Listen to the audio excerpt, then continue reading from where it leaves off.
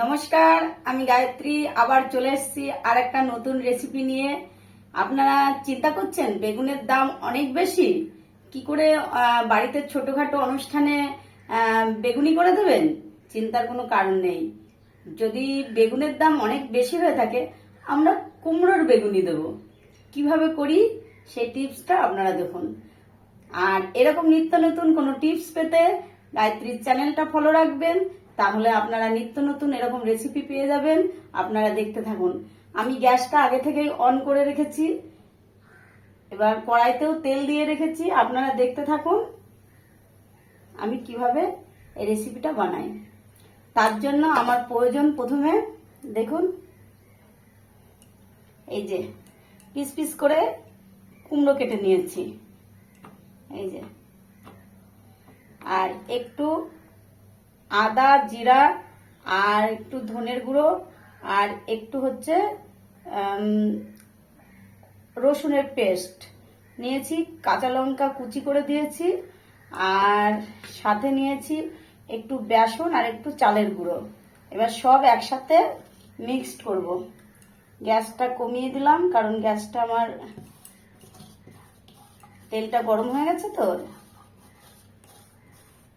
এর ভিতরে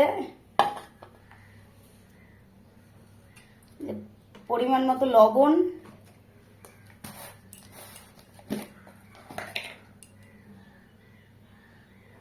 হলুদ, এবার সামান্য একটু এই কুমড়োতেও আমি লবণ মাখিয়ে নেব, সামান্য।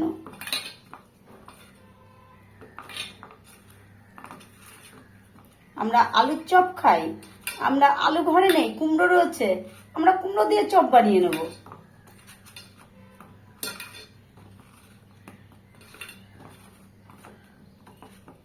এটাই যে মাখানো থাকলো সামান্য লবণ দিয়ে।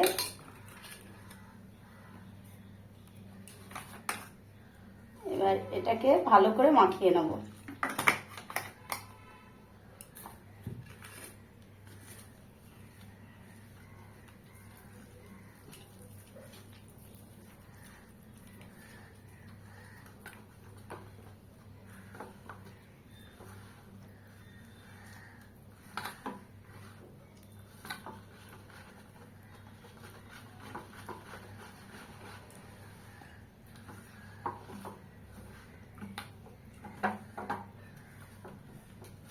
আর খাস্তা হওয়ার জন্যে আমি কড়াইতে যে তেল দিয়েছি সেই গরম তেল একটু এই ব্যাটারের মধ্যে নিয়ে নেব।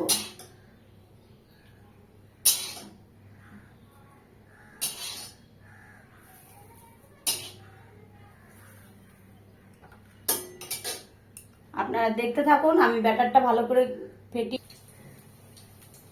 এই যে দেখবেন এরকম ব্যাটারটা এরকম ঘনত্ব হবে, খুব পাতলাও না, খুব যে একদম ঘন তাও না।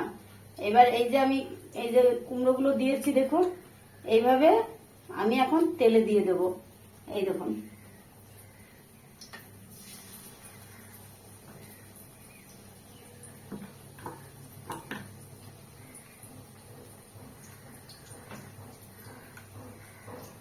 এই যে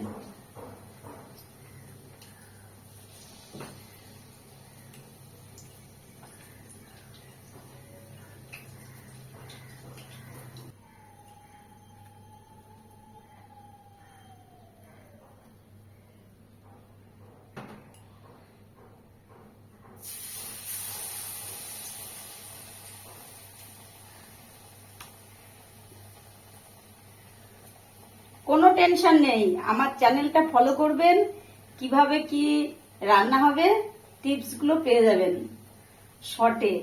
কারণ আমার মা, দেখা গেল আমরা তো গ্রামের দিকে, হয়তো সবসময়ের জন্য সবকিছু পাওয়া যায় না, তখন কিন্তু আমার মা এরকম নিত্য নতুন টিপসগুলো কিন্তু আমার মায়ের কাছেই শেখা।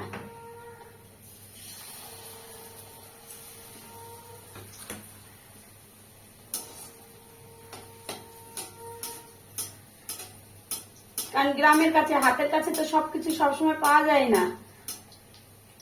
দেখা গেল তখন হয়তো আমরা বায়না করলে পরে তখন কি করবে, অনেক সময় অনেক রকম টিপস এরকমই শেখা যায়।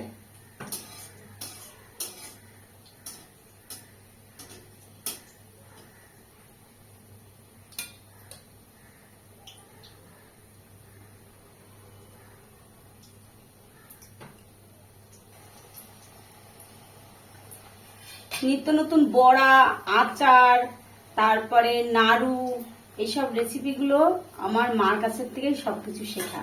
আপনারা দেখতে থাকুন, সবকিছুই দেখতে পারবেন আমি কি কি রান্না করি, কিভাবে কি করছি। কারণ আমার মা এত সুন্দর নাড়ু করে, আপনারা না খেয়ে দেখলে বুঝতে পারবেন না, এত সুন্দর। এবার হয়তো মার মতন অত ভালো হয় না, তবু চেষ্টাটা করেছি মায়ের মতন। আর আচার এত ভালো আচার করবে, যাবতীয় সব রকমের আচার আমার মা তৈরি করতে পারে। ওই জন্য মার কাছ থেকে এই আচার, তারপরে এই বড়া, পকোড়া, তারপরে মানে এরকম যাবতীয় কিছু কিছু জিনিস আমার মায়ের কাছ থেকে শেখা। আর পায়েস মানে কি বলবো, আমি আজ পর্যন্ত আমি শুধু মায়ের পায়েসটাই খাই, আর আমি নিজে করলে খাই। আর অন্য কেউ করলে কিন্তু সত্যি আমি খাই না, কারণ আমার কেন জানি না, আমার মানে অতটা লাগে না, ভালো লাগে না। সেই জন্য আপনারা দেখতে থাকুন, আমি রেসিপিগুলো আপনাদের দেখাবো, শেয়ার করব, আপনারা দেখতে থাকুন। আমার সব কুমড়োর চপগুলো হয়ে গেছে, আর একটাই আছে।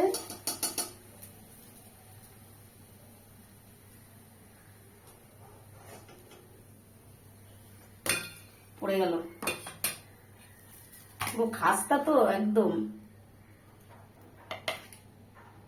দেখেছেন কত সুন্দর হয়েছে।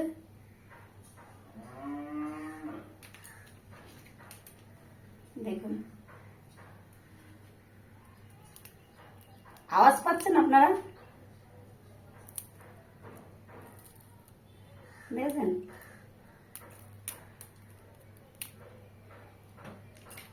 একদম পুরো মুচমুচে, একদম উপরটা একদম পুরো খাস্তা। আমার সবগুলো ভাজা হয়ে গেছে, দেখুন কিছুটা ব্যাটার থেকে গেল, সেটা অন্য কিছু ভেজে নেবো আবার। দেখেছেন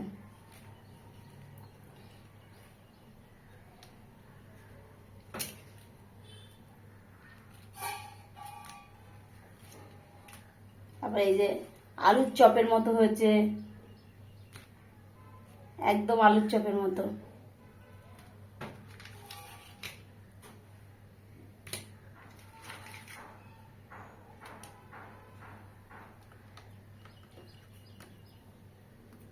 তাহলে এইভাবে ট্রাই করে দেখা যাক কেমন লাগে খেতে।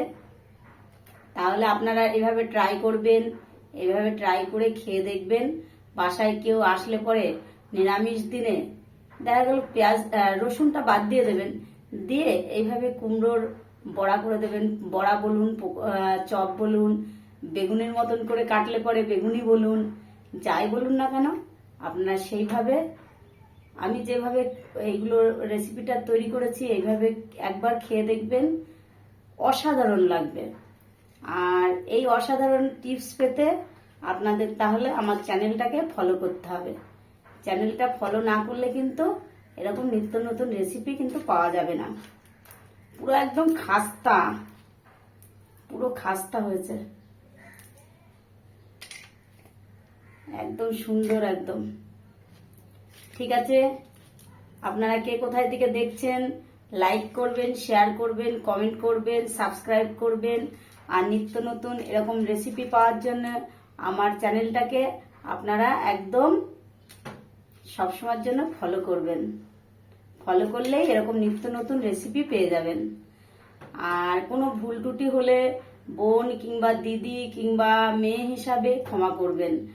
আর আমার তরফ থেকে বড়দের প্রণাম, আর ছোটদের বুক ভরা ভালোবাসা। ট্রাই করবে, কমেন্ট করবে, শেয়ার করবে, কেমন হলো জানাবে। টাটা, আসি, বাই বাই, ভালো থেকো।